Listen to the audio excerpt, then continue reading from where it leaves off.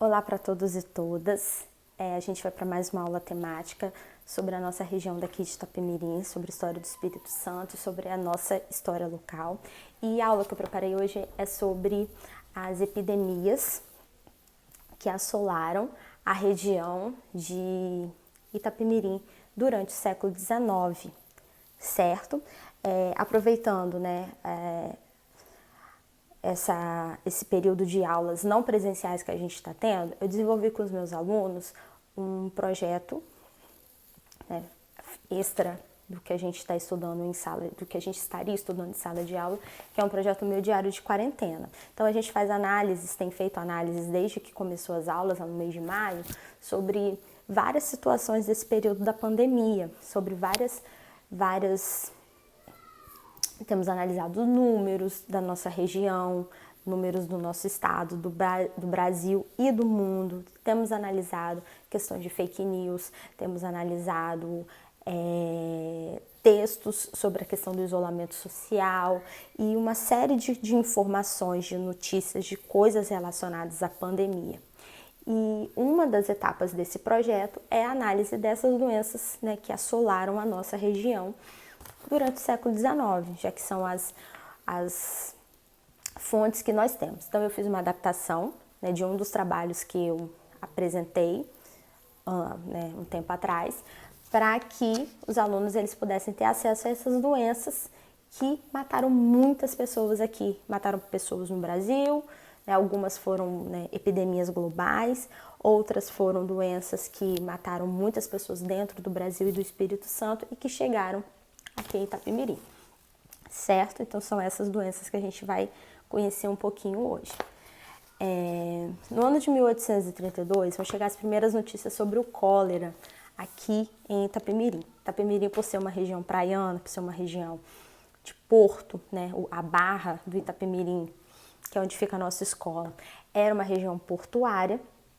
E por ser uma região portuária, recebia navios, recebia embarcações e pessoas que vinham de vários lugares do mundo. Então, o governo do Espírito Santo, né, da província do Espírito Santo, vai enviar uma correspondência, um aviso às vilas locais, né, de que a doença havia aparecido em Paris e que era para esses municípios litorâneos ficarem ligados, né, ficarem atentos a possíveis contaminações, né, pessoas que pudessem ser contaminadas com a doença do cólera. Em 1848, Itapemirim vai sofrer com a varíola, que é chamada de bexiga, uma doença respiratória. Vai atingir principalmente a localidade de Cachoeiro de Itapemirim, que na época pertencia à vila de Itapemirim, era uma das freguesias de Itapemirim, e vão ser tantas pessoas vítimas de varíola, mas tantas pessoas vítimas de varíola em Cachoeiro, que uma das medidas que vai ser tomadas pelo governo local daqui de Itapemirim vai ser criar um cordão de isolamento para impedir que as pessoas de Cachoeiro viessem para Itapemirim ou fossem para qualquer lugar do Espírito Santo, porque muita gente de Cachoeiro estava sendo afetado pela varíola. O delegado de polícia também vai ser avisado porque pessoas de Cachoeiro estavam fugindo de Cachoeiro para ir para regiões do interior para fugir da doença e com isso levavam a doença para outras localidades e acabavam espalhando a doença. Ao invés de fazer o isolamento social, né, espalhavam a doença pela região. Esse problema do isolamento social, gente, é desde muito tempo, não vem de agora não, tá? Desde o século XIX que o povo não quer fazer isolamento social. E aí vai chegar em localidades do interior. Em 1850, Itapemirim vai estar recuperado mais ou menos da varíola, né? Vão ter 2 anos que vai acabar essa epidemia de varíola, mas vai vir a epidemia da febre amarela, que também vai matar um bocado de gente.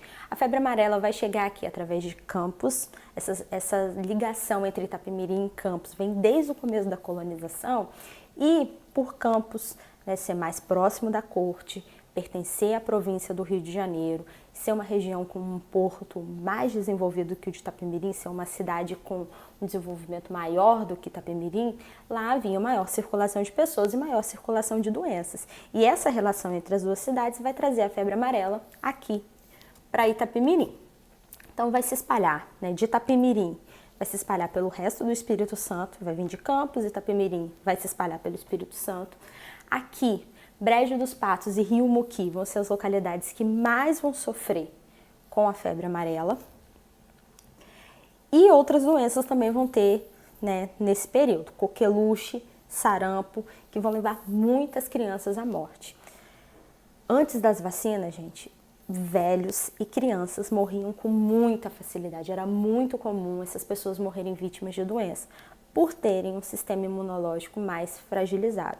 Diferente do coronavírus, que a gente tem visto que as crianças têm sido pouco afetadas por esse vírus, é um vírus que tá afetando mais pessoas com algum tipo de problema de saúde ou idosos.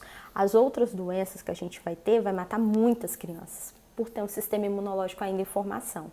Então, sarampo, coqueluche, febre amarela, varíola, dizimando crianças aí aos baldes aqui em Itapemirim. Muita gente vai morrer vítimas dessas doenças. Mas vai ser o cólera morbus, né, a cólera, que vai fazer uma ruaça em Itapemirim no século XIX, na década de 1850 especificamente. Os primeiros registros vão ser de 1854. Ela vai ser trazida também aqui para Itapemirim pelos campistas, também vai chegar da cidade de Campos.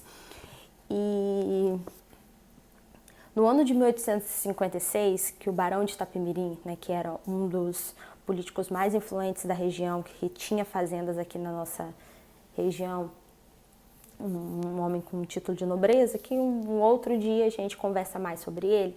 Ele vai ocupar o cargo de presidente da província naquele ano, e no relatório dele ele vai levantar os dados sobre as mortes por cólera aqui em Itapemirim. Naquele ano, só até o período que ele estava escrevendo, que era o mês de março, 358 pessoas haviam morrido de cólera. E o máximo de mortes que teve no dia foram 18 mortes. Eram tantas mortes, gente, de cólera em Itapemirim, que os relatórios que se tem, né, das comissões sanitárias, os relatórios dos médicos que foram enviados para cá para poder tentar ajudar, e os relatórios dos delegados da Câmara Municipal, de todas aquelas autoridades que tinham a oportunidade de escrever sobre as mortes, né, e sobre o caos que estava por conta do cólera, era uma situação extremamente desesperadora. Eram muitos mortos. Não havia terreno para enterrar todos os mortos do cólera. Os corpos, em alguns dias, se entulhavam durante a cidade. Vão ser tantas pessoas mortas que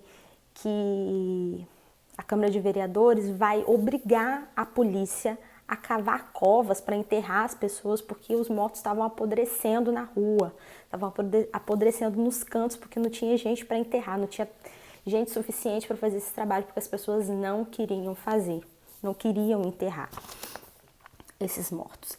Entre 1855 e 1856, que foi o ano, o total de mortos em Itapemirim da cólera morbus vão ser 458 vítimas, quase 500 pessoas, né? 458 pessoas vão morrer naquele período, isso que se tem notícia, fora outras que podem ter morrido e não foram registradas como mortes por cólera.